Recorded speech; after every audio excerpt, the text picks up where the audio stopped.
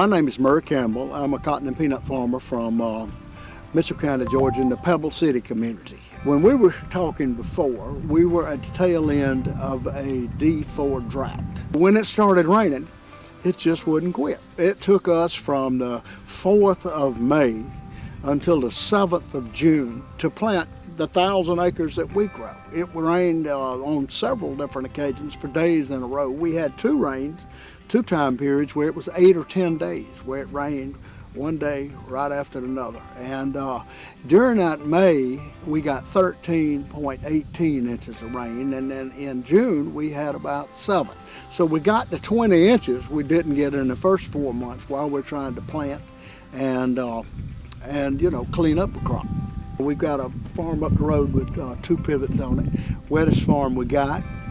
And there was one day that we were up there that we moved into 5 different fields. We would plant until it was obviously too wet, and then we'd pull out, and it would come a tenth or 3/10 or something. We'd wait a day or two, but it was quite challenging. We've got cotton that'll probably bloom next week, and I got cotton that I was scouting yesterday that you can't quite find the pinhead square yet. So it's a very late crop. I'd say the crop is at least 2 to 3 weeks late in our area.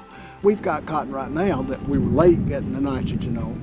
We got cotton right now that we were early getting the nitrogen on because we were scared that when it started raining again, it might rain for another week or 2. We all need to say thanks to our farm wives who have put up with everything that they've gone through in the last 8 weeks, because grouchy is probably not a strong enough word, and I'm sure I'm not the only cotton and peanut farmer who has been grouchy over the last, but we have really been inundated at a time when we're normally dry and running pivots to try to get cotton up, we were just trying to get it planted. What we really need is enough breaks in the rain that we can get in the fields and do the work. Peanuts, need to be sprayed timely and on schedule to the best of your ability. And it's sort of the same thing with cotton. Very soon, we're going to get a good rain, and this cotton's going to catch the nitrogen.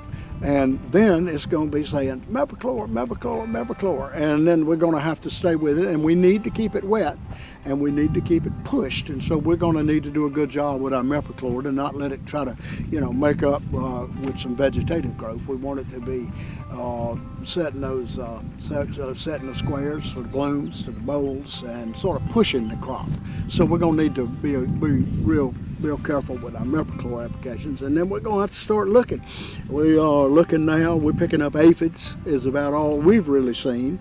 I'm sure there's some other people that are beginning to have some other things pop up in the fields. I heard of some beet armyworms and some peanuts yesterday, so that's a little early. So we've got to keep a close eye on it, because we certainly don't lose anything. We've been trying to do a good job of checking our square retention, looking for plant bugs. We don't have time to delay it. It's already delayed enough, and we need to make sure that we make as much cotton during our peak bloom period as we can. We live and die by thunder showers when you get into this time of year. But we need to have time periods to do the work we need to do in the field.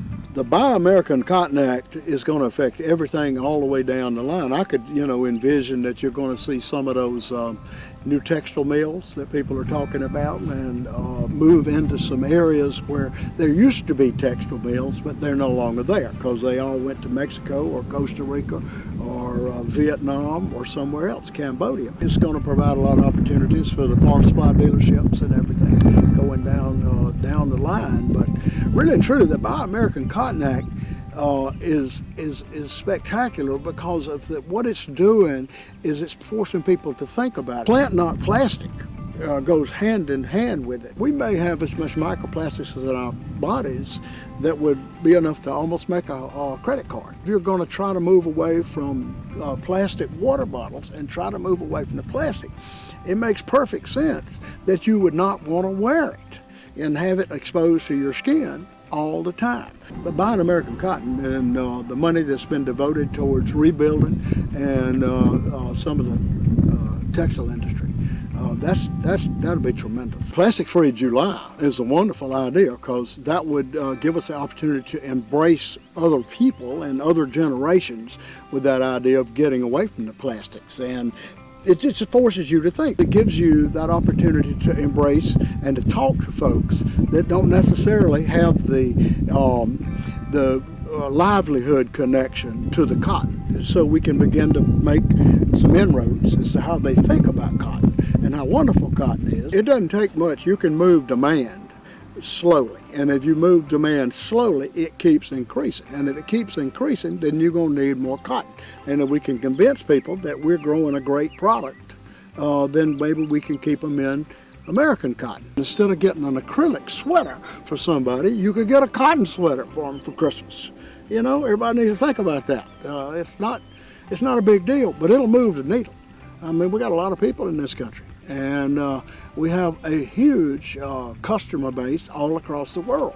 If we can show them that we've got a good product, and we are doing it in a way that they want to embrace. Every little increment that you do is going to build it up, and we're going to build it up, and we build the demand back up, because it all goes back to supply and demand, and we need to increase that demand.